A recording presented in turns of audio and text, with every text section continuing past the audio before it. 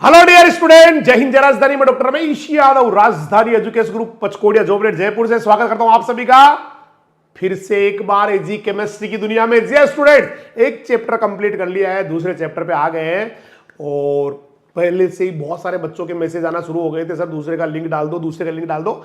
Actually link की जरूरत नहीं है, अगर आप लोगों ने आप डायरेक्ट चैनल से जुड़े हुए तो सीधा आपके पास नोटिफिकेशन आता होगा और कंटिन्यूअस चली रही क्लासेस तो वही मिल जाएगी जहां पहले वाली मिली थी।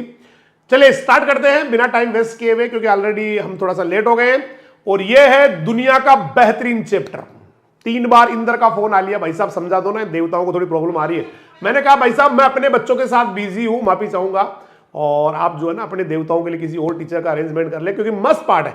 आज तक कितने पार्ट पढ़े ना, उनमें सबसे सरल, इतना सरल है कि मैं तो कहूं 5वीं क्लास के विज्ञान के 5वें पार्ट में डला दो, बच्चे बड़े खुश होंगे और आपको दुआएं देंगे। बोला दीदी और भैया ने ना बहुत अच्छा पार्ट डाला दिया, भगवान दीदी और भैया का भला करे। तो chapter number 1, this is chapter number 2 again कर लेते अपने, क्या यार है, yes.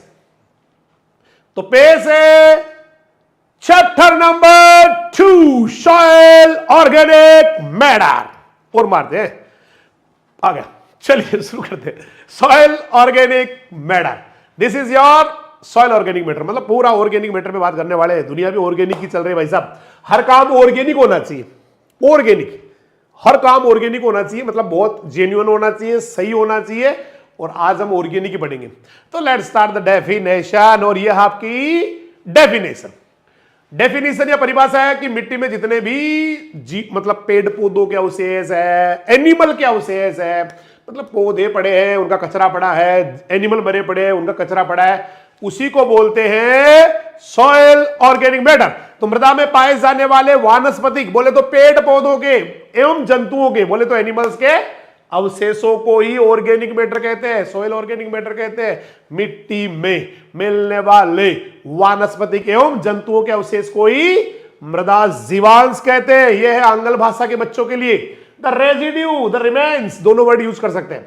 The residues remains of the plants and animal found in the soil, present in the soil are called soil organic matter. बहुत इजी डेफिनेशन, मैं कहूं इतना इजी डेफिनेशन दुनिया में मिलेगी ना, है ना। The residue, the remains of the plants and animals found in the soil are called soil organic matter.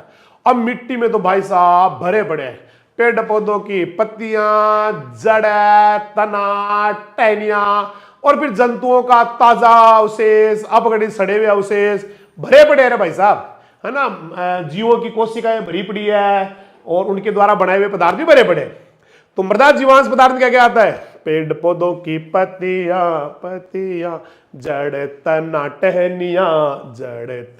टहनियां, फिर जीव जंतु मतलब एनिमल्स के ताजे अपघटित अवशेष, या तो कोई मरा हुआ अभी मरा है उसका अपघटन हुआ ही नहीं, वो भी आ सकता है ना, ताजा, या फिर जिसका अपघटन हो चुका है सड़ गया वो भी आ सकता है। मृदा जीवों की कोशिकाएं, बहुत सारे जीव मिट्टी में मिलते हैं, बैक्टीरिया, फंजाई, एक्टिनोमाइसिटीज और भी बहुत सारे, है ना, कीड़े मकोड़े, है ना, आपके अर्थवर्म भरे पड़े ये सब। इन सब की सेल्स आती है, इन सब के उत्तक या टिश्यूज आते हैं, या फिर उन टिश्यू सेल द्वारा बनाए गए पदार्थ भी आते हैं। तो मारा मृदा जीवांश पेड़ पौधा के पत्तियां, जड़, तना, टहनियां, जीव जंतुओं के ताजे और अपघटित अवशेष, मृदा जीवों की कोशिकाएं, मृदा जीवों के ऊतक या फिर उनके द्वारा बनाए गए बहुत सारे पदार्थ। रे English soil organic matter includes leaves, root, stems, branches of plants and trees, fresh and decomposed residues, मतलब अनडिकम्पोज्ड और डिकम्पोज दोनों आ गए ना, ताजे और वो। तो fresh and decompose residues of animals, cells, tissues of the soil organisms and various substance synthesised by them, और बहुत सारे पदार्थ जो उसके द्वारा बना दिए जाते हैं, सेल के द्वारा बना दिए जाते हैं। ये काम नहीं कर रहा, ठीक है भाई, ये हो गया। तो ये हो गया भाई साहब क्या क्या होते हैं सबस्टांस। फिर अपन चलते हैं थोड़ा आगे। जब ये हो गया भाई, देखता रहियो भाई। ऑर्गेनिक मैटर में क्या आता है? ऑर्गेनिक मैटर में पेड़ पौधों की पत्तियां, ऑर्गेनिक मैटर में जड़ तना टहनियां, ऑर्गेनिक मैटर में जंतु एनिमल उनके ताजे और अपघटित सड़े हुए अवशेष आते हैं, मृदा जीवन कोशिकाएं आती है, उत्तक आते हैं और उनके बनाए हुए पदार्थ आते हैं। तो soil organic matter includes leaves, roots, stem, हो गया leaves, roots, stem, branches of plants and trees, faeces and decomposed organic residues, cells, tissues of soil organism and various substance synthesized by them। बहुत easy part, मजा आने वाला, बहुत मजा आएगा। अब इनसे होता क्या है? इनको सड़ा दो, डिकम्पोज करवा दो और उससे मिल जाएंगे सिंपल मॉलिक्यूल्स मिल जाएंगे, है ना। जब भी कोई जीवान सड़ता उसे क्या मिल जाते हैं? सिंपल सबस्टांस, सिंपल पदार्थ या सिंपल मॉलिक्यूल्स। मैं एग्जांपल देता हूं, मान लो आपने ना इसको सेलुलोज को तोड़ा, ब्रेक डाउन किया, तो सेलुलोज क्या है? कॉम्प्लेक्स मैटर है, जटिल पदार्थ है, कॉम्प्लेक्स मैटर जटिल पदार्थ है, कॉम्प्लेक्स।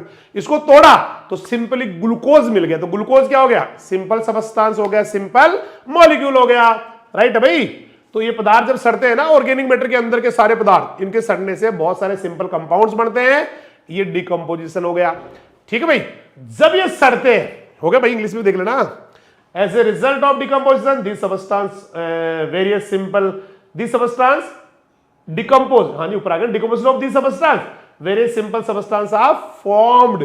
तो इनका डिकम्पोजिशन होता है, सिंपल कंपाउंड्स या सिंपल मॉलिक्यूल्स बढ़ जाते हैं तब, और फिर इनके सड़ने से पता क्या होता है? ये न्यूट्रिएंट मिला है, क्या मिला है? न्यूट्रिएंट मिला है प्लांट्स को। तो इन सरल पदार्थों में पेड़ पौधों के लिए जो है ना सारे न्यूट्रिएंट्स होते हैं। मतलब जब भी आपका कॉम्प्लेक्स मैटर टूटा, जटिल पदार्थ टूटा, उसे सिंपल मॉलिक्यूल बना, मैंने जैसे कहा ना कार्बोहाइड्रेट का सेलुलोज टूटा ग्लूकोज बन गया, प्रोटीन टूटा अमीनो एसिड बन गया, राइट। आपका लिपिड टूटा फैटी एसिड एंड ग्लिसरॉल बन गया, ऐसे टूट जाते हैं, है ना। फैट टूटा फैटी एसिड में, लिपिड या फैट, ऐसे ना सिंपल कंपाउंड। और जब ये टूटते हैं ना, ऑर्गेनिक मैटर टूटता है, तो बहुत सारे एसेंशियल प्लांट न्यूट्रिएंट्स प्लांट में मिल जावा है। This simple substance content essential nutrients for plant. बहुत सारे न्यूट्रिएंट ऑलरेडी पढ़ा चुका हूं मैं आपको, नहीं। मैक्रो न्यूट्रिएंट बताओ, देखिए मैक्रो न्यूट्रिएंट कौन कौन से किस किस को आते हैं? से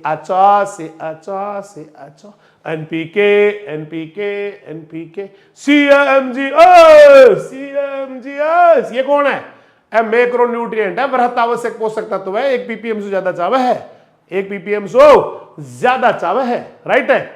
फिर आ जाओ माइक्रो में कौन आता है? फेकोया मंजन बामोया निकल, फेकोया FECUMNZN, फेकू मन जन, है या फेको मन जन बामो निकल। कौन कौन से मैक्रो है, कौन कौन से माइक्रो, बताओ देखिए।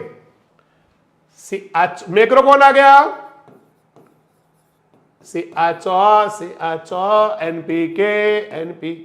CAMGS, ये तो कौन हो गए? मैक्रो हो गए भाई साहब। CHO, NPK, CAMGS, ये तो मैक्रो हो गए।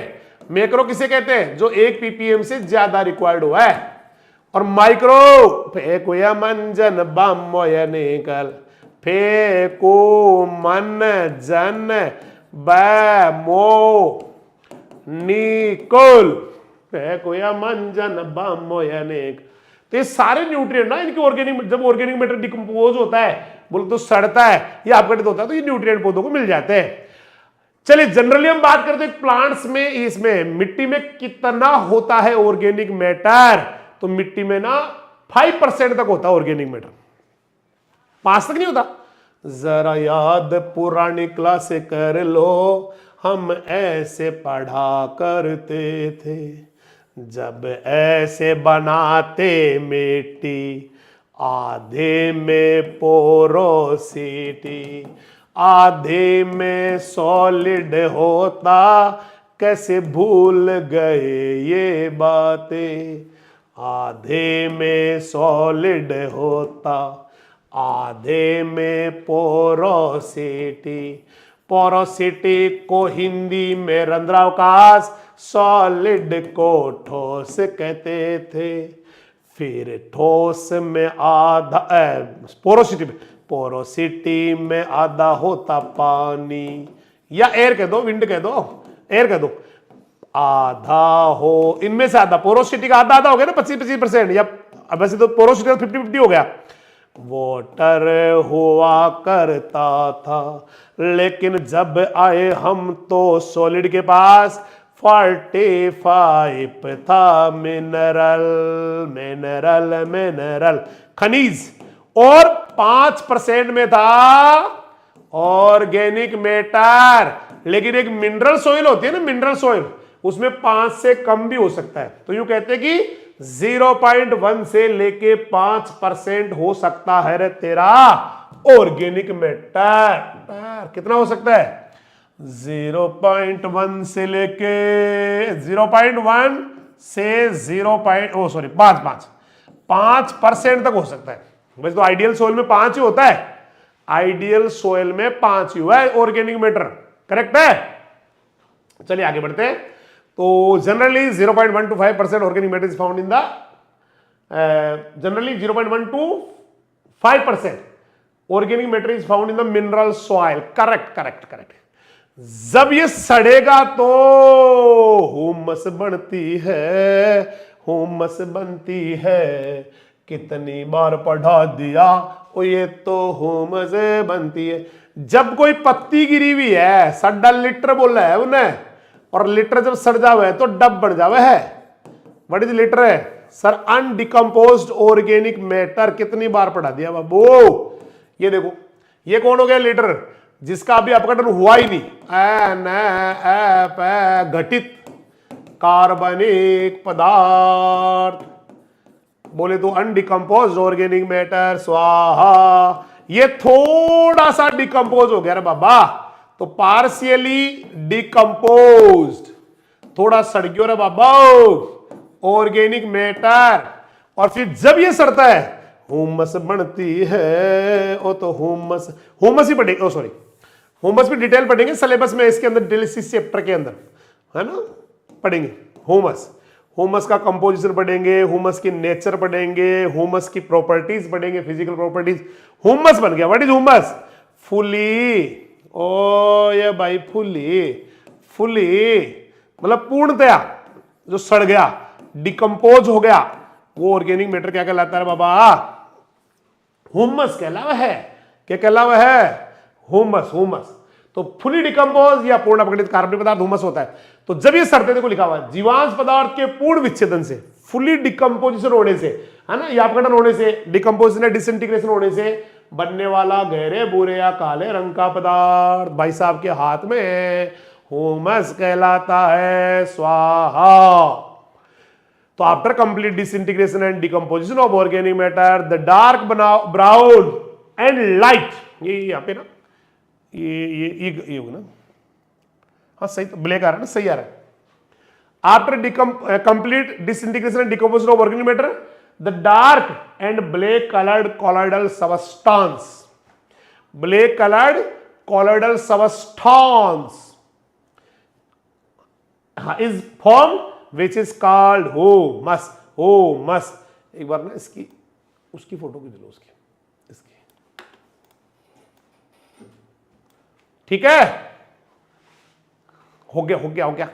बेर मारा रे सड़ जावे ऑर्गेनिक मैटर, बोरो गैरो बोरो कालो बन जावे हुमस, ओ गैरा बोरो कालो बन जावे हुमस।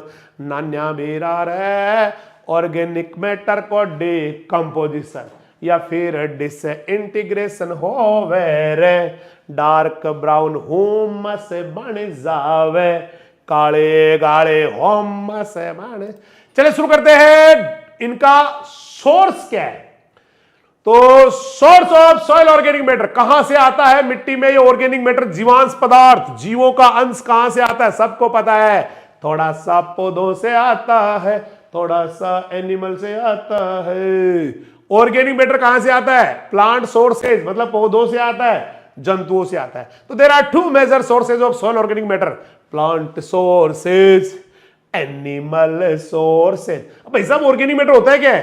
पौधों और जंतुओं का अवशेष, प्लांट एंड एनिमल का रेजिड्यू, उनका कचरा, उनका अवशेष, वो सारा होता है।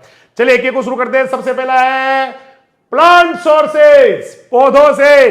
पौधों को ग्रुप में बढ़ा देते हैं, देखो कौन कौन से हैं, ये वाले पौधों से मिलने वाले हैं, ठीक है। प्लांट सोर्सेज ले लेते हैं। प्लांट सोर्सेज में देखो क्या करते हैं, सबसे पहले पेड़ पौधों और फसलों के अवशेष, residue of tree plants and crops. भाई साहब क्या पढ़ रहे हैं? हम पढ़ रहे हैं ये आता कहां से ऑर्गेनिक मैटर। तो कहां से आता है? सर पौधों से आता है, जंतुओं से आता है, प्लांट से आता है, एनिमल से आता है, एनिमल से आता है, प्लांट से आता है, जंतुओं से आता है, पौधों से आता है, पौधों से आता है, जंतुओं से आता है। और फिर हम उसमें पढ़ रहे हैं पौधों से आने वाले। पौधों में कहां कहां से आता है? पेड़ पौधों से आता है, फसलों से आता है। दिख रहा फोटो? देखो खींचना न फोटो। ये देखो फसल काट ली गई, फसल काटने के बाद जो कचरा रह गया ना भाई साहब, ये ऑर्गेनिक मैटर। तो पेड़ पौधों की पत्तियां, पेड़ पौधों की टहनियां, पेड़ पौधों की जड़ें और जो भी मिट्टी में और कचरा मिल जाता है वो सारा ही ऑर्गेनिक मैटर है बाबा। सही चल रहा है? तो पेड़ पौधों की पत्तियां, पेड़ पौधों की टहनियां, जड़ें और बाकी भाग मिट्टी में मिलने से मिट्टी को जीवांश पदार्थ मिल जाता। तो organic matter is obtained when leaves, branches, roots and various part of trees and plants mix with the soil या added in the soil।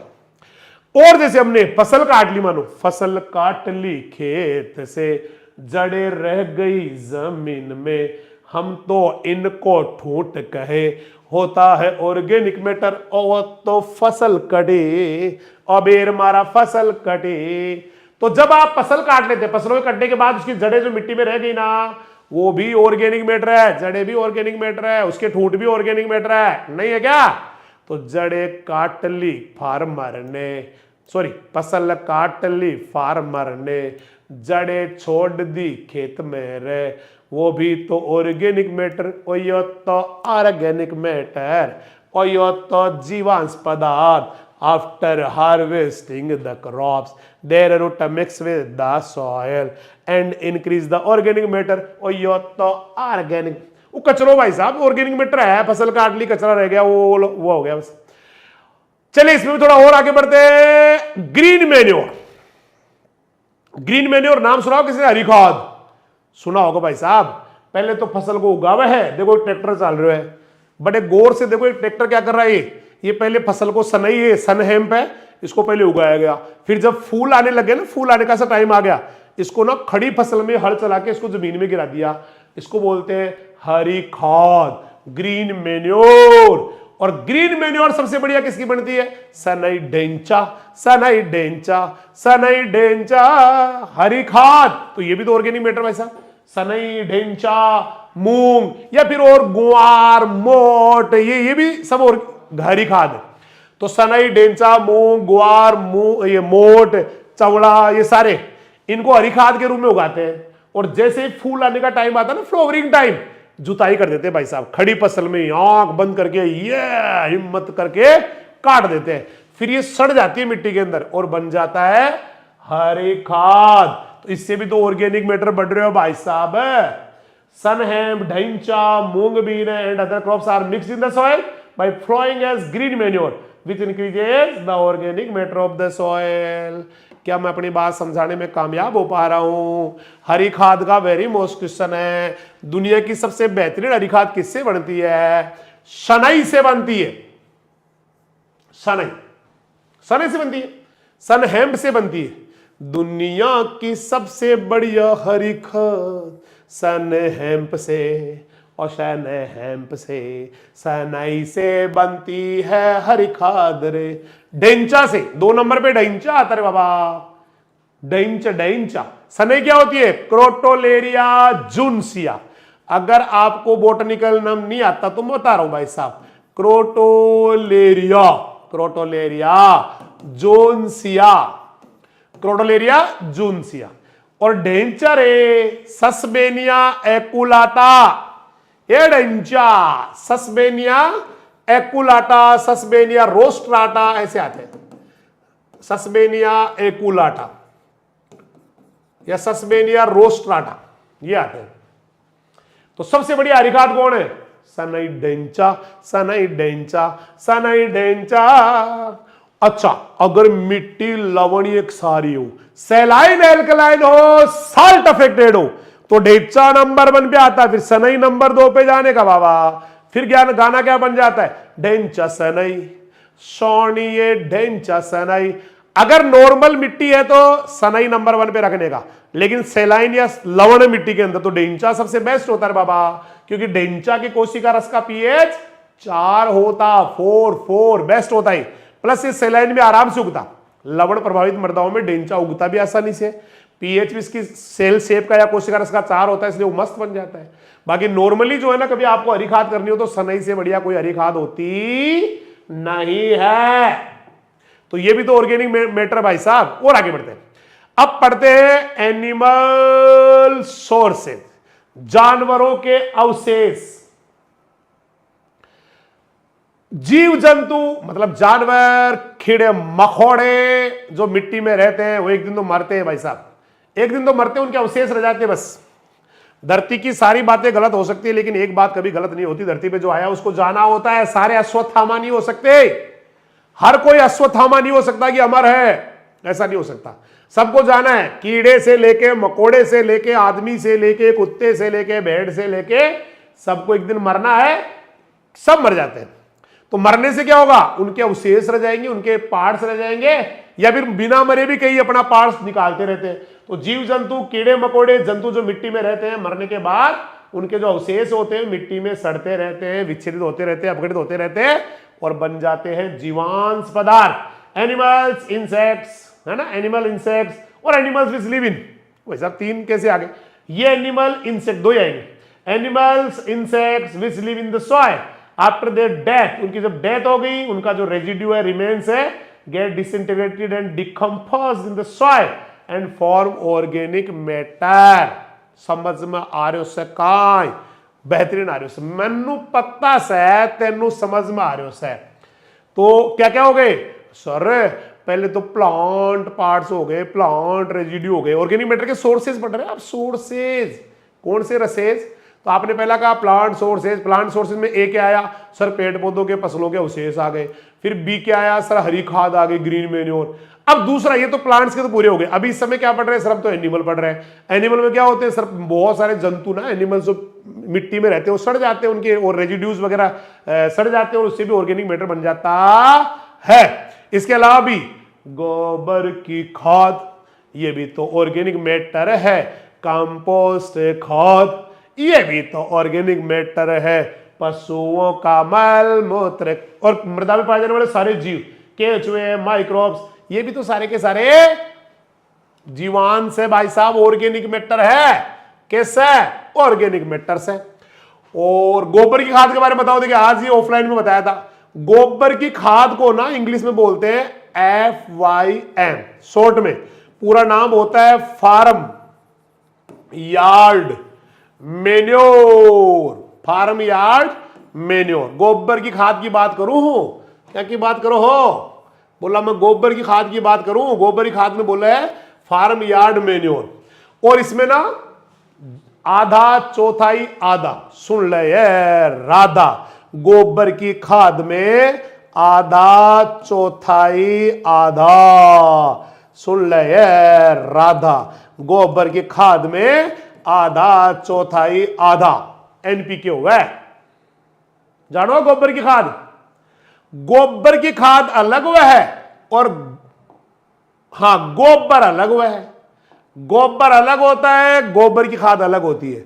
देखो दोनों में क्या अंतर है, मन अंतर बता दो, ये गोबर और गोबर की खाद। सब बच्चों को पता है सर क्या बताने वाले हैं। गोबर की खाद अलग होती है और गोबर अलग होता है। गोबर को अंग्रेजी में बोला है डंग, और डंग ये इसको बोलते हैं FIM। देखो दोनों में क्या अंतर है। मान लेते एक भैंस एक गोबर कर रही है, ठीक है, और एक बच्चे ने बहुत स्पीड से जबरदस्त वाली डाई लगाई और ये फिसलते फिसलते गिरने से पहले पहले गोबर को कैच कर लिया और उधर से स्टेडियम से आवाज गूंज उठी, स्टेडियम गूंज उठा, दैट्स अ ग्रेट कैच। अगर कैच हो गया तो गोबर है मेरे भाई, गोबर है। हाय क्या है तेरे पास मेरे भाई, गोबर देने वाली भैंस है, राइट।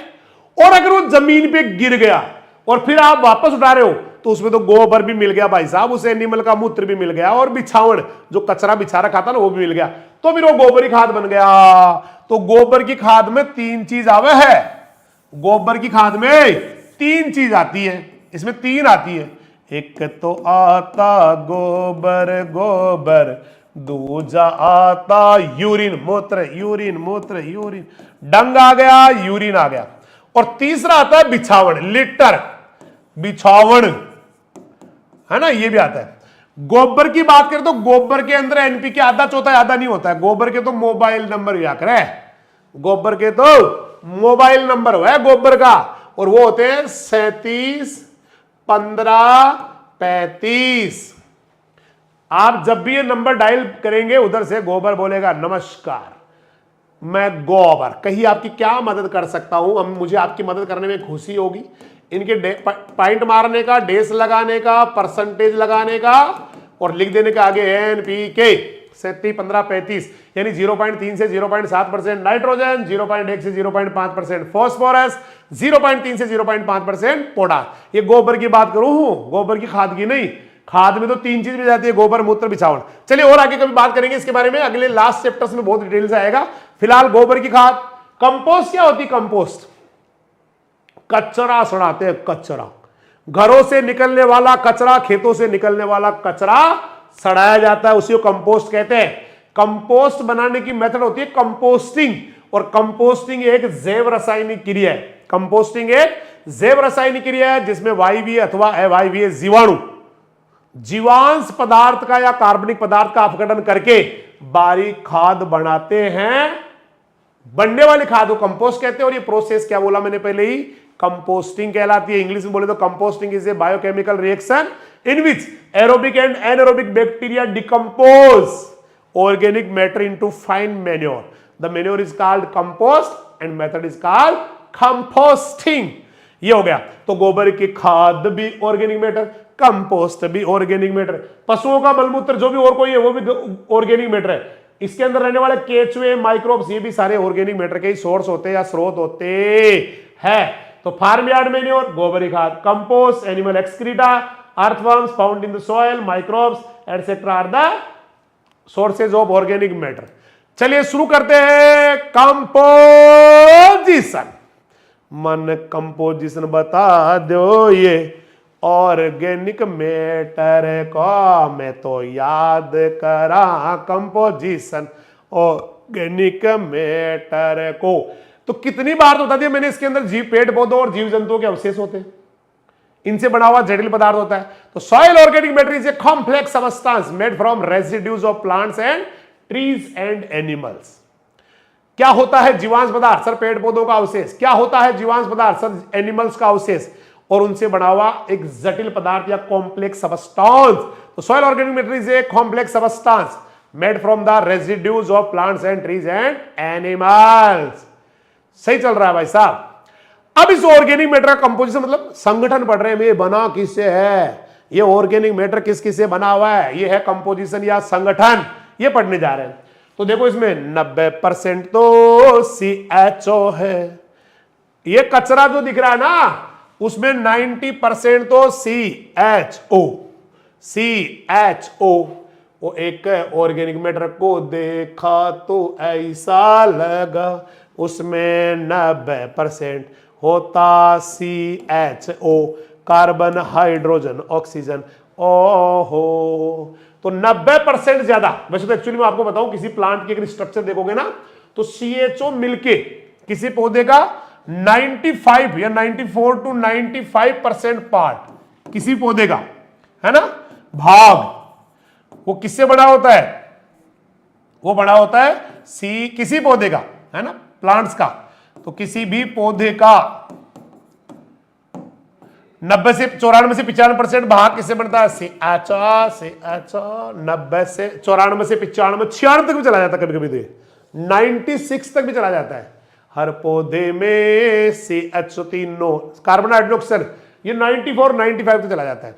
लेकिन चूंकि ऑर्गेनिक मैटर तो बहुत सारी चीजें और ही मिल जाती है ना, कई सारी, तो इसलिए ये मानते हैं भाई जीवांश पदार्थ में 90% से थोड़ा ज्यादा ही होगा, ज्यादा ही होता है। कोई प्लांट अगर अकेला प्लांट है तब तो 94 95 तक जाता है उसमें, बट इसमें तो और भी कई सारी चीजें मिल जाती है।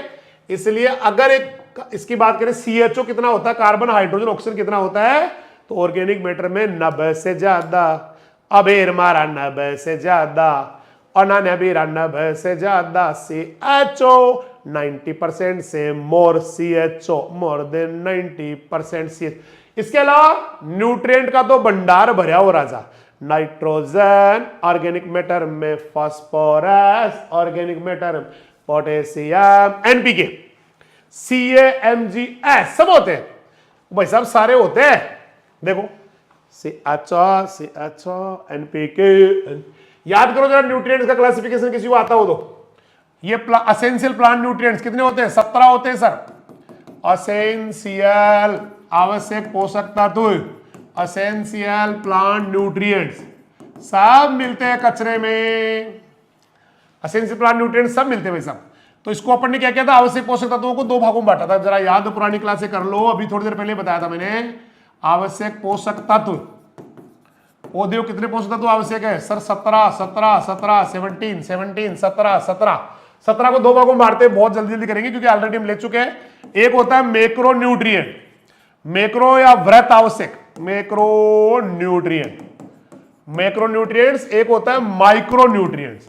मैक्रो न्यूट्रिएंट किसे कहते हैं सर? मैक्रो न्यूट्रिएंट वो होते हैं जो 1 ppm से ज्यादा रिक्वायर्ड होते हैं, 1 ppm से ज्यादा चाहिए। और ये कौन होते हैं सर? 1 ppm से कम चाहिए, माइक्रो वाले 1 ppm से कम चाहिए। ठीक है भाई, 1 ppm से अगर ज्यादा चाहिए तो वो तो हो गए मैक्रो न्यूट्रिएंट, वृहत आवश्यक पोषक तत्व, ज्यादा आवश्यक पोषक तत्व। और अगर 1 ppm से कम चाहिए तो सूक्ष्म आवश्यक पोषक तत्व, सूक्ष्म आवश्यक कह देते हैं इनको। पहले वृहत आवश्यक की बात करते हैं, CHO, NPK, CaMgS, ये वृहत आवश्यक है। 1 ppm ज्यादा चाहिए। 1 ppm पता कितना होता है? ppm कहते हैं mg पर लीटर को। ppm का पूरा नाम तो मुझे भी पता है, पार्स पर मिलियन होता है, पार्स पर मिलियन, यानी कि 10 लाखवां भाग किसी चीज का, है ना, पार्ट्स पर मिलियन। लेकिन ये इतना मस्त नहीं जितना मस्त मैं आपको बताने जा रहा हूं। पीपीएम होता क्या है? पीपीएम कहते हैं एमजी पर लीटर को। पीपीएम बराबर एमजी पर लीटर, पीपीएम बराबर एमजी पर लीटर, पीपीएम बराबर पीपीएम बराबर एमजी पर लीटर, पीपीएम बराबर एमजी पर लीटर। या फिर बोल दो इसको एमजी पर केजी। मान लो दोनों ही सॉलिड है तो एमजी पर केजी बोल दो, या फिर दोनों ही लिक्विड है तो एमएल पर लीटर बोल दो। ये सारे एक ही है, इसको एमएल पर लीटर बोल दो, एमजी पर केजी बोल दो, एमजी पर लीटर बोल दो, एक ही बात है। तो पीपीएम बराबर एमजी पर केजी। अब आओ माइक्रो के पास। माइक्रो क्या होते हैं? 1 ppm से कम चाहिए ना, तो होते हैं फेको या मंजन, फेको मन जन बमोनिकल, फेको या मंजन बमोनिकल, फेको या मंजन बमोनिकल। ये माइक्रो होते हैं। 17 के 17 बोर्ड पे आ गए भाई साहब, 17 के 17 बोर्ड पे आ गए भाई साहब। तो ये सारे पोषक तत्व ना भरे पड़े हैं। ऑर्गेनिक मैटर में तो बड़े पड़े, 90% से ऊपर तो सीएचओ ही मिल गया, फिर एनपीके, सीएमजीएस, फेको मंजन बम्बो निकल भरे पड़े हैं भाई साहब। और सारे के सारे किस लिए चाहिए पता है? ये सारे के सारे पौधे की वृद्धि के लिए चाहिए। तो इसके अलावा ऊपर आ गया ना सीएचओ के अलावा एनपीके, सीएमजीएस, फेको मंजन बम्बो निकल सभी मिलते हैं, चाहे इसमें लिखा हो चाहे नहीं लिखा हो, सारे पौधों की वृद्धि के लिए चाहिए। तो apart from this there are elements like nitrogen, phosphorus, potassium, calcium, magnesium, sulphur, zinc, iron, manganese, copper, ये सारे मिलते हैं और प्लांट ग्रोथ में हेल्पफुल होते हैं। चलिए थोड़ा संगठन पढ़ते हैं। मृदा जीवांश पदार्थ में 2 तरह के यौगिक मिलते हैं, 2 प्रकार के कंपाउंड मिलते हैं। एक तो मिलता ऑर्गेनिक ऑर्गेनिक, दूसरा इनऑर्गेनिक ऑर्गेनिक, 2 मिलते हैं। तो 2 types of compounds, 2 types of elements, 2 types of substance are found in the organic matter. One is your organic, another is inorganic. Inorganic.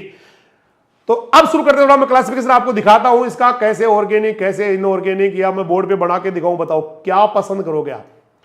बताओ बोर्ड पे बना के दिखाऊं या बना बनाया दिखाऊं? पसंद, चॉइस इज योर्स। चलिए देखते हैं, अगर आपको ये दिख जाते हैं तो मैं इसको ऐसे ही ले लेता हूं। क्या ये दिख पाएंगे या नहीं दिख पाएंगे?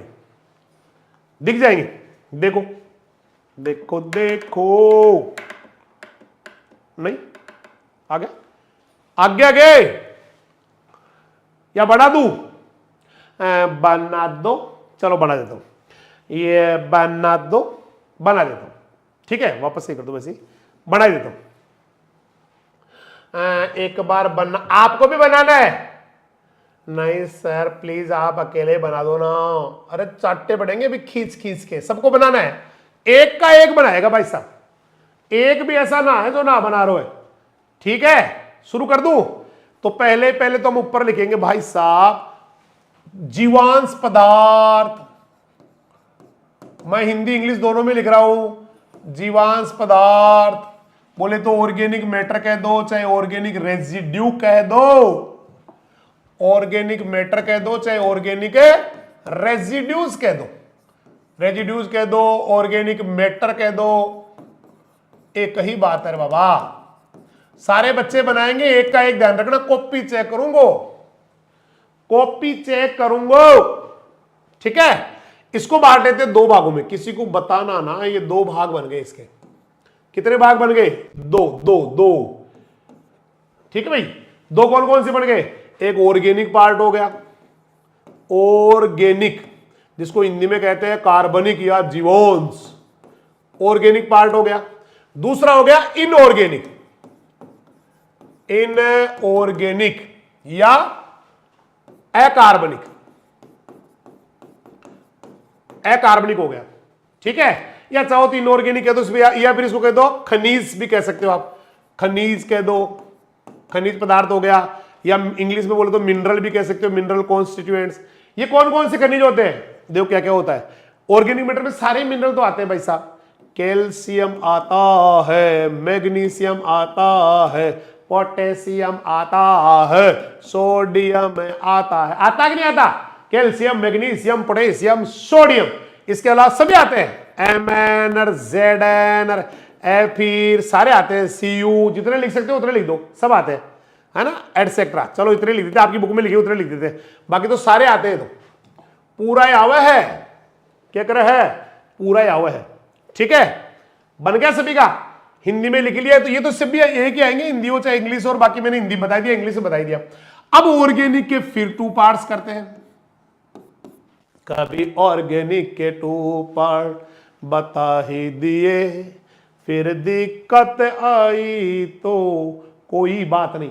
इसको दो भागों में बांटते हैं। एक तो नाइट्रोजिनस ऑर्गेनिक कंपाउंड, नाइट्रोजिनस यानी कि नाइट्रोजन वाले, नाइट्रोजिनस ऑर्गेनिक कंपाउंड, हिंदी बोले तो हिंदी नाइट्रोजन युक्त जीवांश या कार्बनिक पदार्थ, यू कह दो या नाइट्रोजन युक्त कह दो। चलो हिंदी बता देता हूं, बताई दो सर प्लीज, हमारा मन चक्कर ही आवा अंग्रेजी का नाम सुनो। तो नाइट्रोजन युक्त, ठीक है, कार्बनिक यौगिक, बस स्माइल प्लीज। सही चल रहा है? इधर ले लेते हैं, बना तो लिया आपने, मिटा दोगे इधर वाले को? चलो मैं इसका कलर चेंज कर लेता हूं ताकि आपको ये मिक्स ना हो। करेक्ट है? इधर आ जाएगा नाइट्रोजन रहित या non nitrogenous organic compound, non NON nitrogenous, non nitrogenous organic compound.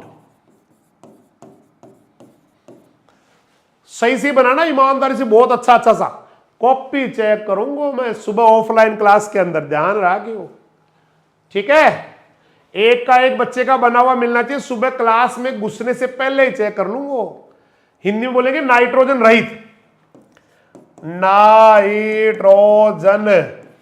रहित, नाइट्रोजन रहित ऑर्गेनिक कंपाउंड। क्यों? तो कार्बनिक यौगिक।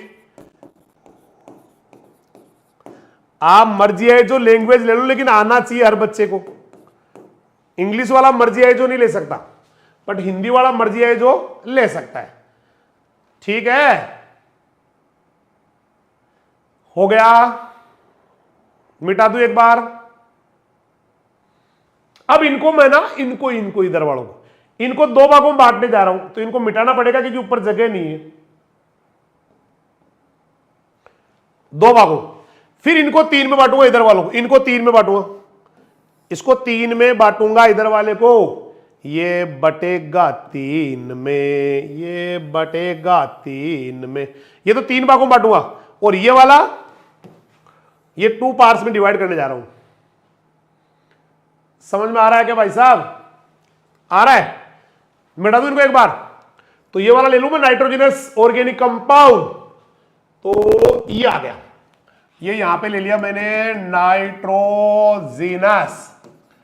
Organic compound.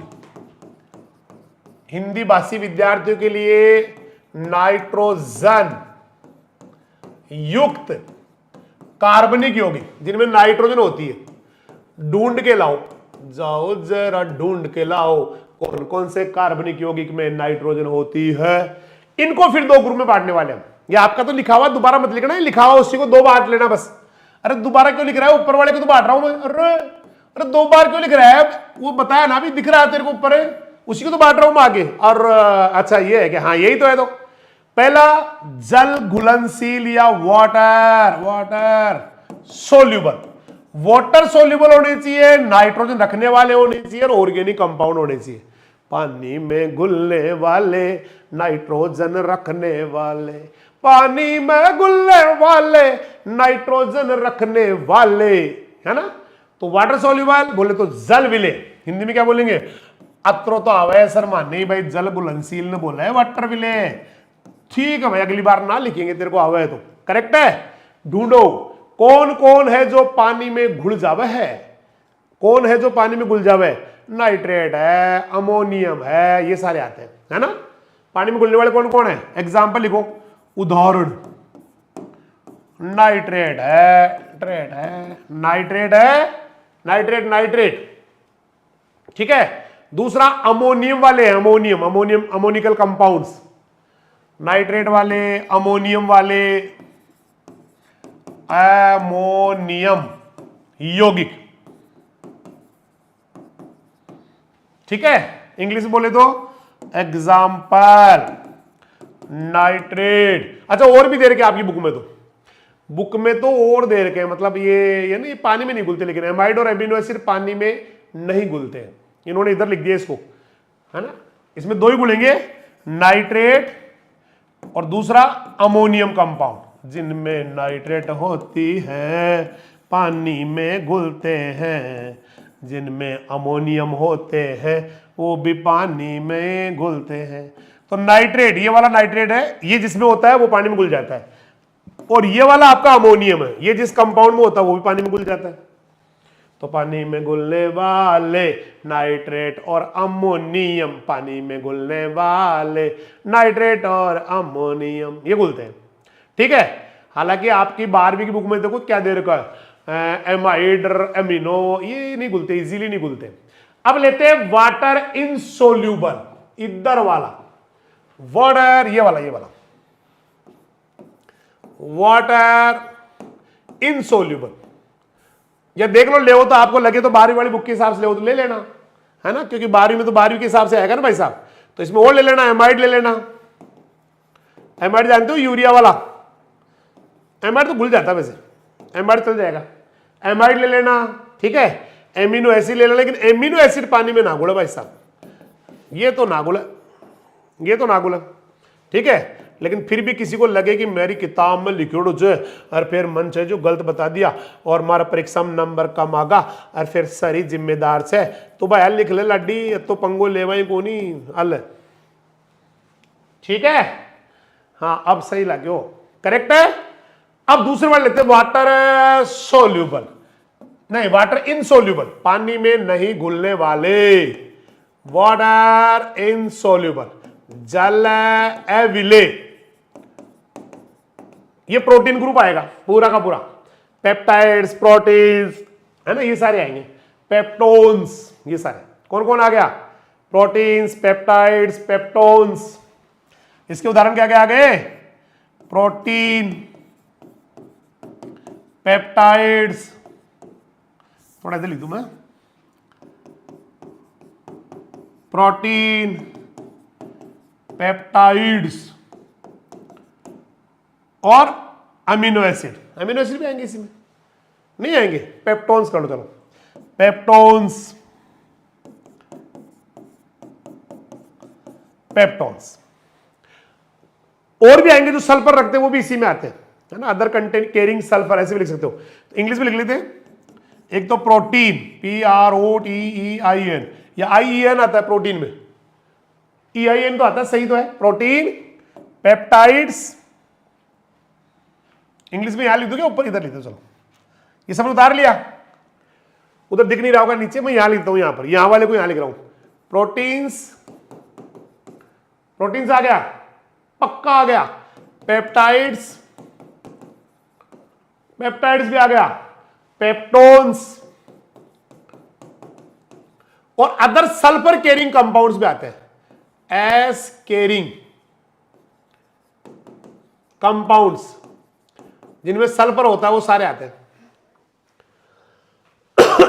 Sulphur carrying compounds हो गया।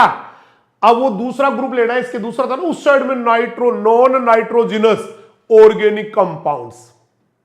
ले लू, उतर गया सब बच्चों का ये, या स्क्रीनशॉट लेने से लो भाई साहब, अपन इधर हो जाते हैं, स्क्रीनशॉट ले लो। या बुक में है, ऐसे कैसे आपकी बुक में बना हुआ है। हो गया। चलो अब लेते हैं वो दूसरे वाला ग्रुप, उस साइड वाला, बोले तो non nitrogenous, non nitrogenous organic compound, बोले तो नाइट्रोजन रहित कार्बनिक यौगिक, नाइट्रोजन रहित कार्बनिक यौगिक।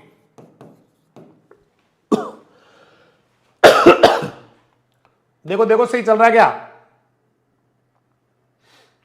इनको तीन ग्रुप बांट देंगे। एक तो कार्बोहाइड्रेट्स, कार्बोहाइड्रेट्स तीन ग्रुप बनाएंगे इनके। एक तो तेरे कार्बोहाइड्रेट्स, इसको भी हिंदी में लिखू क्या, carbohydrates. Group number 2 ether soluble, एक तो खुद ही कार्बोहाइड्रेट आएंगे सारे के सारे, एक ईथर में घुलने वाले आएंगे, ईथर सोल्यूबल, ईथर विले।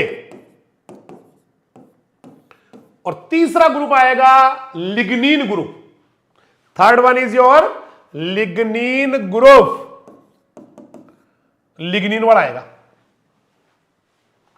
एग्जाम्पल बता दो ना प्लीज सर। अभी ले तू थोड़ा रुक तो जा भाई, जल्दबाजी बहुत करे, बता तो रहा हूं। चलिए इधर लेते हैं, इधर कौन कौन आएगा एग्जाम्पल देखो। इधर कार्बोहाइड्रेट ग्रुप में उदाहरण, एक तो सेलुलोज, हिंदी तो होगी, इतनी तो आती होगी यार, से केलुलोज, केलू ना है, सेलुलोज है। फिर स्टार्च, फिर पेक्टीन, किसी सुना होगा पेक्टीन, सुना है pectin, calcium magnesium pectate, pectin नहीं दो। या फिर जेली किससे बनाते हैं सर, अमरूदों में, जिनमें पेक्टीन ज्यादा होती है, कार्बोहाइड्रेट है, ठीक है भाई। इसके अलावा सुगर्स, सुगर्स हिंदी में बताओ ना, अड़ाओ अड़ाओ कहें तो हिंदी में बता दो। ये सेलुलोज, ये कौन हो गया, ये तो थोड़ा सेलुलोज है। ये स्टार्च, ये पेक्टीन, और ये शर्कराए आदि, आदि भी है। अब तो सही है, सही चल रहा है। ईथर सोल्यूबल, जो ईथर में घुलते हैं उनके लेते हैं। ईथर में घुलने वाले कौन है, जो पानी में नहीं घुलते। एक तो फेट, कोष्टक में लिख दो, आती में वसा, करेक्ट। एक ऑयल्स, कोष्टक में लिख दू मैं तेल, ये किसमें घुलते हैं, पानी में ना घुले भाई साहब। एक वैक्सेज, मैं कोष्टक में लिख दू मोम, करेक्ट चल रहा है। स्टेरॉइड्स, ये पानी में ना गुड़ है बाबा, ये गुड़ है ईथर में, स्टेरॉइड्स। अब की बार पड़गी पार, अब की बार पड़गी पार। क्यों? लिग्नीन ग्रुप रह गयो। लिग्नीन लिग्नीन कौन सा ग्रुप रह गयो? लिग्नीन लिग्नीन। लिग्नीन में आते हैं टेनिन जैसे। लिग्नीन में कौन आते हैं? टेनिन आवे है। हिंदी में लिखना जरूरी थोड़ी है सारों कोई। अब की बार मेरे पास जगह कम बची हुई है, तो अब की बार इंग्लिश का ही वार। एक तो टेनिन, टेनिन सुना है कभी? Tannin tannin tannin. अरे टेनिन भाई साहब, चाय में टेनिन, आंवले में टेनिन नहीं आते, तो टेनिन आ गया। ऑर्गेनिक एसिड्स आ गए, कार्बनिक अम्ल आ गए, organic acids, formic acid, butyric acid, बहुत सारे आते हैं। असेंशियल ऑयल्स आ गए। एक एग्जांपल यहां लिख दूंगा लिग्नीन का। असेंशियल, वाष्पशील, असेंशियल ऑयल्स आ गए। हिंदी में कहते हैं वाष्पशील तेल। अब पता क्या सोच रहे आप? सर माँ की किताब में तो लिखोड़ा ही कौन आया, माँ को तो अकेलो लिग्नीन लिख रहे बस। राम जी राजी फिर ते खटाऊ ले आया एग्जाम्पल। अरे लाना क्या है? लिग्नीन में ऑर्गेनिक एसिड हुआ है, टेनिन हुआ है, एसेंशियल ऑयल या वाष्पशील तेल हुआ है। हिंदी में बोले तो टेनिन होता है, कार्बनिक अम्ल होते हैं, और वाष्पशील तेल या असेंशियल ऑयल जिनमें असेंस आती है, उड़ जाते हैं, वोलेटाइल फॉर्म, वोलेटाइल होते हैं, ये आते हैं। अब बताओ कि समझ में आ गया तो मैं आगे बढ़ जाऊं? नहीं, यही बैठ के राम राम जपना और काम चलाना अपना, ये करना पड़ेगा फिर, और तो क्या है। आ गया तो यस कर दे कि सर समझ में आ गया। बोलो बोलो बेटा, आ गया? सभी को आ गया क्या? हाथ ऊपर उठा के बताए सर आ गया। और फिर ये यहां से मैं और दिखाता हूं, लेकिन हालांकि यहां से बढ़िया साफ दिख नहीं रहा, मेरे पास तो बहुत मस्त दिख रहा है, बट यहां कोई बात नहीं, मैंने बता दिया दोनों इंग्लिश और हिंदी मीडियम वाले बच्चों को, और सभी को आ भी गया है, इसलिए मुझे नहीं लगता कोई दिक्कत आने वाली है, कर लेंगे आप। ठीक है भाई, चलिए आगे चलते हैं। आज तूफान आया हुआ है राजधानी फाउंडा कोटा वालों का। थैंक यू बेटा।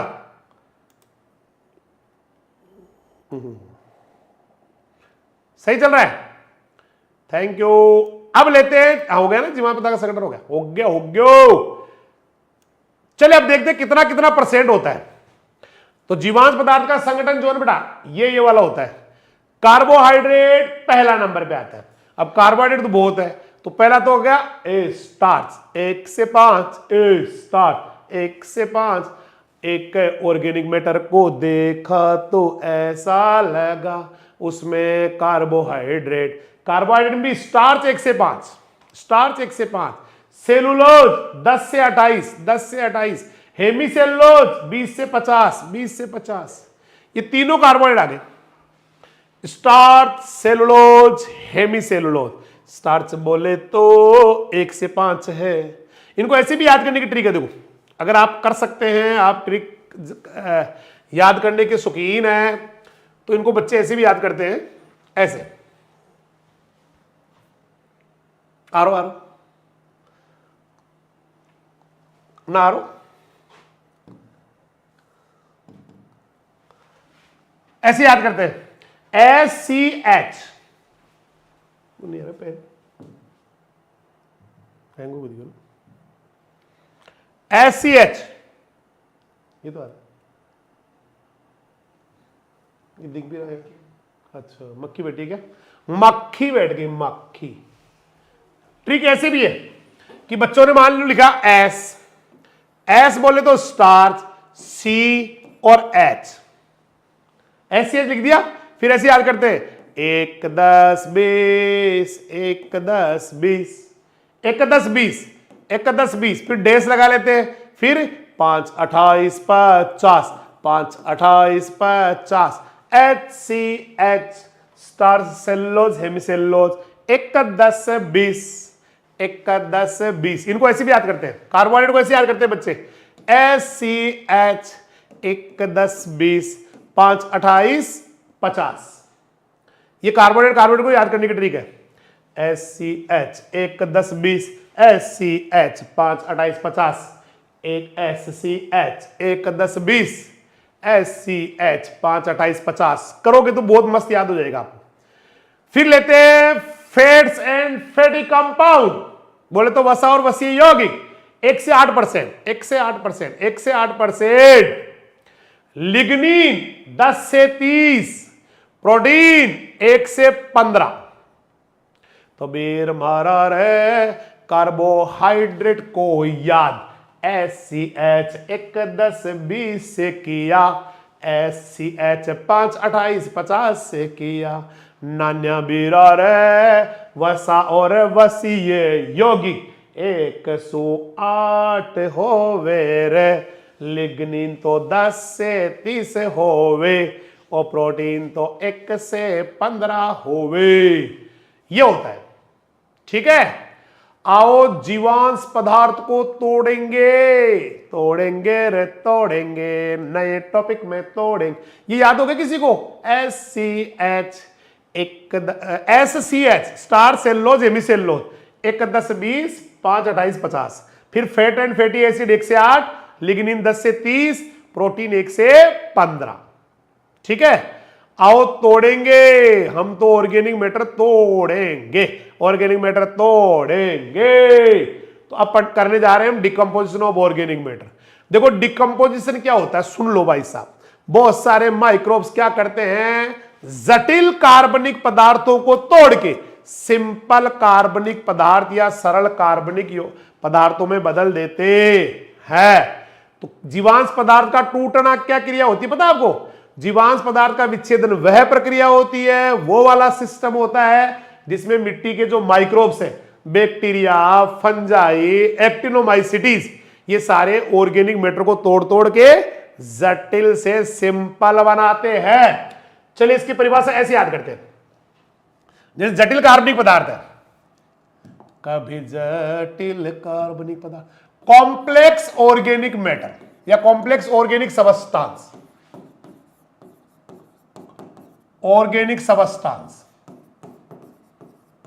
या जटिल कार्बनिक पदार्थ, हिंदी में इसको ऐसे भी कह सकते हैं जटिल कार्बनिक पदार्थ। इनको तोड़ेंगे सरल के अंदर, तो इनको सरल में तोड़ना है।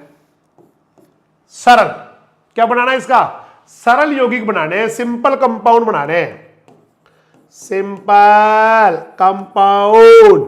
जैसे मैं एग्जांपल बताता हूं आपको, एग्जांपल बताता हूं। जैसे अभी थोड़ी देर पहले मैंने कहा था सेलुलोज, सेलुलोज पता है किससे बनता है?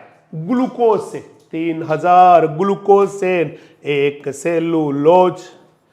तो सरल यौगिक में बदलना है, इसको बोलते हैं डिकम्पोजिशन या विच्छेदन या अपघटन कहते हैं। क्या बोलते हैं इस क्रिया को? डिकम्पोजिशन कह दो, हिंदी में विच्छेदन कह दो या अपघटन कह दो, एक ही बात है, सारे के सारे एक ही शब्द है, अपघटन कह दो। अब करेगा कौन वो बता दो। बैक्टीरिया करता है, जीवाणु, जीवाणु, बैक्टीरिया करता है, जीवाणु, जीवाणु। ये तोड़ेगा कौन? कचरा तोड़ेगा कौन? बैक्टीरिया ने कहा मैं, फंजाई ने कहा मैं, एक्टिनोमाइसिटीज ने कहा मैं। तीनों कचरा तोड़ने वाले हैं, एक तो बैक्टीरिया, एक फंजाई और एक एक्टिनोमाइसिटीज।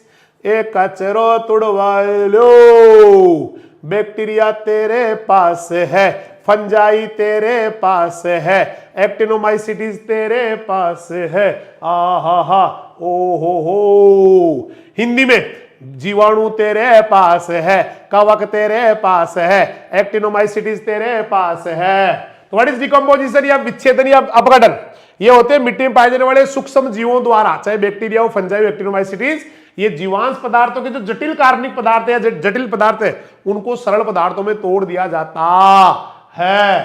परिभाषा लिखी हुई देखो, आपकी किताब में से लिखा हुआ है कि जीवांश पदार्थ का अपघटन या विच्छेदन वह प्रक्रिया है जिसमें मिट्टी में पाए जाने वाले सूक्ष्म जीवों, बहुत सारे माइक्रोब्स होते हैं, बैक्टीरिया, कवक या फंजाई, एक्टिनोमाइसिटीज, इनके द्वारा जीवांश पदार्थों का विच्छेदन या जटिल जीवांश पदार्थ के जटिल यौगिकों का विच्छेदन करना और सरल यौगिक बना देना विच्छेदन या अपघटन कहलाता है।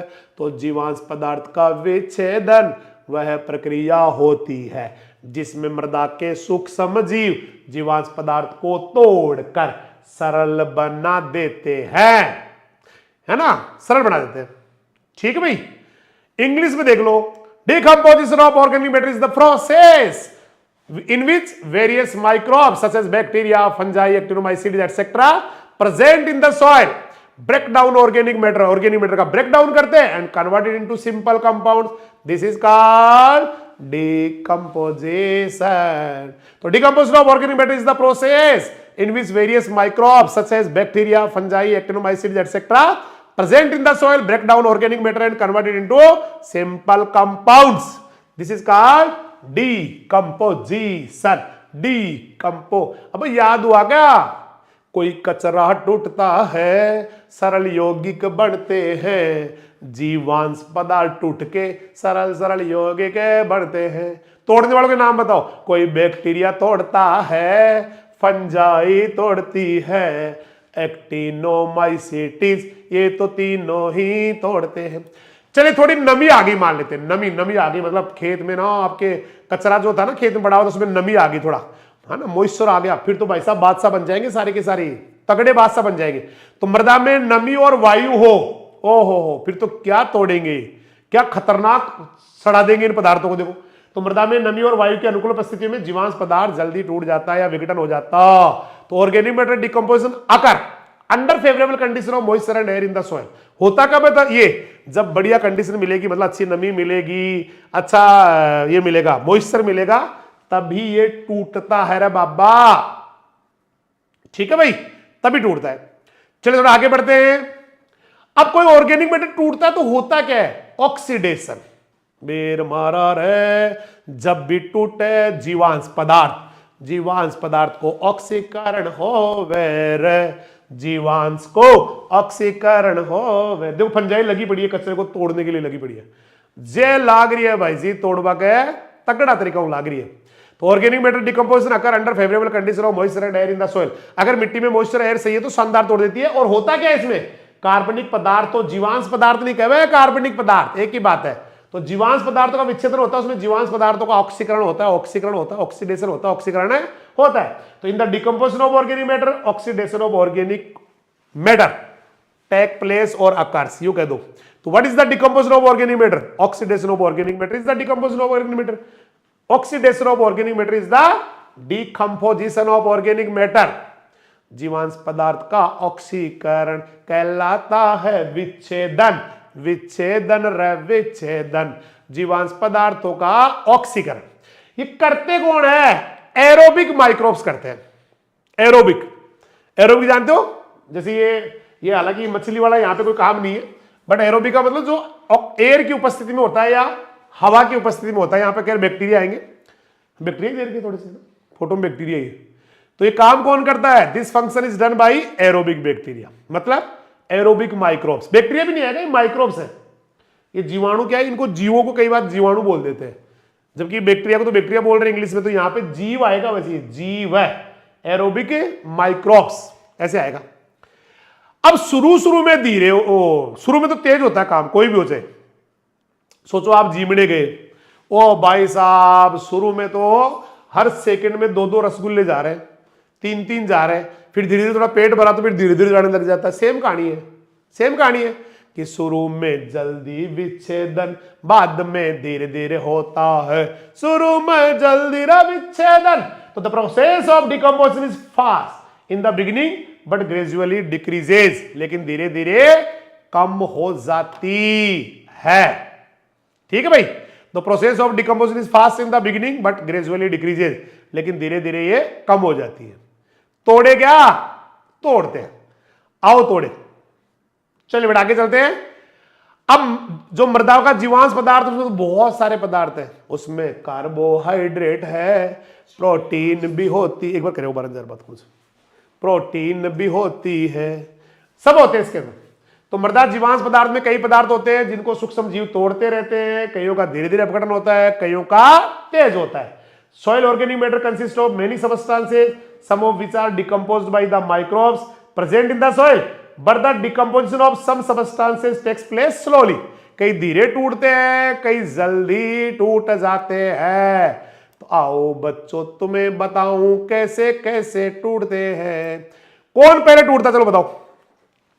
इसकी ट्रिक है, जब भी कोई ऑर्गेनिक मैटर टूटे तो पहले कौन टूटेगा उस कचरे में से, पहले टूटेगा कौन। तो उसकी ट्रिक ऐसे याद करते हैं, S S S P, S S S P. अभी उसके बाद टूटता है CP, S S S P, फिर टूटता सीपी, फिर HCl का लैपटॉप, HCl का लैपटॉप। ये ट्रिक है। बेर मारा रे जब भी टूटे रे ऑर्गेनिक मैटर, पहले तो SSSP टूटे, पहले तो SSSP टूटे, जब टूट जावे SSP तो फिर तो नान्या CP टूटे रे, बाद में HCl को लैपटॉप रे। HCl कंपनी के लैपटॉप आते हैं, कभी किसी ने देखा हो तो HCl। तो ट्रिक है इसकी याद करने की कि पहले कौन टूटेगा, ये टूटने का इनका सीक्वेंस है।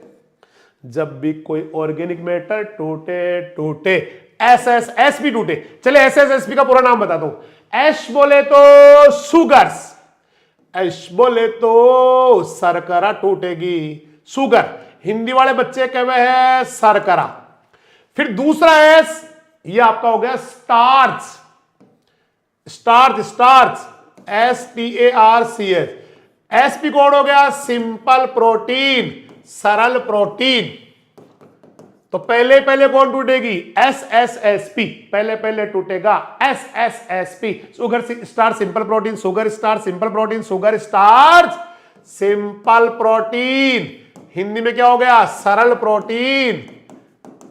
ये सबसे पहले टूटता है। मान लो ये टूट गए, सारे टूट गए, सारा तो शुगर टूट गया, सारा तो स्टार्च टूट गया, सारी सिंपल प्रोटीन टूट गई, तो नंबर सीपी को आ गया। रे सीपी कहलाती है क्रूड प्रोटीन, कच्ची प्रोटीन, कच्ची टाइप की। अब ये टूटेगी, इसका मतलब इनके टूटने के बाद टूटेगी, थोड़ी ये गाड़ी है उसके मुकाबले। फिर जब ये टूट गया तो एच बोले तो हेमीसेलुलोज, फिर हेमीसेलुलोज टूटता है, हिंदी में भी हेमीसेलुलोज ही कहते हैं। फिर सेलुलोज टूटता है, सेलुलोज। और लास्ट में टूटेगी लिग्निन दीदी, बोलो स्वाहा स्वाहा, ऐसे टूटते हैं स्वाहा। याद हो गया होगा, पहले तो SSSP, बाद में CP टूटता, फिर टूटता HCl का लैपटॉप, हेमीसेलुलोज, सेलुलोज, लिग्निन।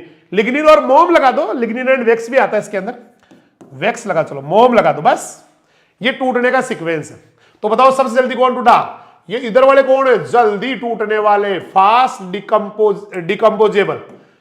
इधर जल्दी टूटने वाले, लास्ट वाले स्लो डिकम्पोजर। मतलब लास्ट में लिग्निन टूटता है और वैक्स टूटता है। मोम और लिग्निन सबसे लास्ट में टूटता है। ठीक है भाई, दिखा देता हूं मैं आपको, आपकी किताब में लिखा हुआ ये रहा भाई। ये इनकी स्पीड है, देखो ये इनकी स्पीड है कि जीवाणु पदार्थों का टूटना ना इस वाले तरीके से होता है। आही ना रहो नायो। चलो कोई बात नहीं, बना दिया ना मैंने, बना दिया। दोबारा बनाऊं, किताब में दिया हुआ इसमें आ नहीं रहा हूं, कई बार कहीं आती नहीं डायग्राम, इसमें नहीं आ रहा, या दोबारा बनाऊं। चलो एक बार और बनाता हूं। पहले कौन टूटेगा, एश एश एश, शुगर सिंपल प्रोटीन, नहीं शुगर स्टार्च और सिंपल प्रोटीन टूट गई पहले। उसके बाद कौन टूटेगा सर, उसके बाद आपने कहा था सीपी टूटेगा। सीपी बोले तो क्रूड प्रोटीन, कच्ची प्रोटीन। फिर कौन टूटेगा सर, HCl का लैपटॉप बताया था अभी आपने। फिर हेमीसेलुलोज, फिर सेलुलोज, और फिर लास्ट में कौन टूटता है, लिग्निन। समझ में आ गया ना, परमानेंट।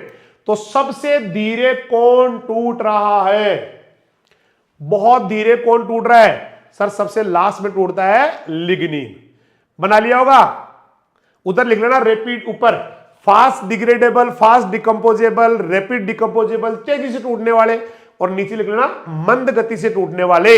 इधर तीर का निशान लगाकर इधर ये लिखी दिया SSSP, CP, HCl का लैपटॉप। ठीक है, अब तोड़ते हैं एक एक को। चलिए मुझे लग रहा है साइज ज्यादा हो जाएगा फिर आज, इतना काफी है। कल अपन लोग ना एक एक को तोड़ेंगे, पहले कार्बोहाइड्रेट तोड़ेंगे, फिर उसके बाद प्रोटीन तोड़ेंगे, फिर सेलुलोज, हेमीसेलुलोज, सारे तोड़ते तोड़ते तोड़ते टक्करे मारते मारते इस पार्ट को बहुत जल्दी निपटा देंगे। करेक्ट? तो यह बता दूं, बताओ क्या रहेगा बढ़िया, आपको क्या लग रहा है? इसको डिकम्पोजिशन वाले पार्ट को निपटा दूं या अभी रुकू? है, बोलो बोलो भाई, तोड़ दूं क्या? सल्टा सल्टू दे क्या? चलो कल ही तोड़ेंगे, फिर लेट हो जाएगा, है ना? तो मुझे लग रहा है शायद पढ़ाई आज की समझ में आई होगी, मजा भी आया होगा, और कंटिन्यूअसली हम ऐसे तोड़ते रहेंगे ऑर्गेनिक मैटर को। कल बाकी का ब्रेक डाउन शुरू करेंगे। बहुत बहुत धन्यवाद आप सभी का, इतना स्नेह, इतना लगाव, इतना आपका जो श्रद्धा है उसके लिए। ठीक है भाई? सर हिंदी मीडियम की क्लास कब लोगे? अरे भाई साहब, ये दोनों ही मीडियम का चल रहा है। हे प्रभु, हे दीनानाथ, ये दोनों ही लग रहा है। ऊपर हिंदी की लाइन आ रही है, नीचे इंग्लिश की आ रही है। समझ में उल्टा ज्यादा बढ़िया आता है, समझ में दोनों के तगड़ा आता है। हिंदी मीडियम वालों के इंग्लिश का मस्त आता है, इंग्लिश वालों के हिंदी की लाइन से मस्त आता है। बाबा जी मजे ही मजे हो रहे हैं, तगड़े वाले हो रहे हैं। ठीक है भाई? ठीक है, चलो तो मिलते हैं कल इसी टाइम पे 7 बजे कंटिन्यूअसली 7 o'clock एग्जैक्ट। तब तक के लिए सभी से लेता हूं विदा। नमस्कार, जय हिंद, जय राजधानी, सत श्री अकाल, सब्बा घेर, वाहे गुरु दी फतेह, खुदा हाफिज, अल्लाह हाफिज, राम राम सा।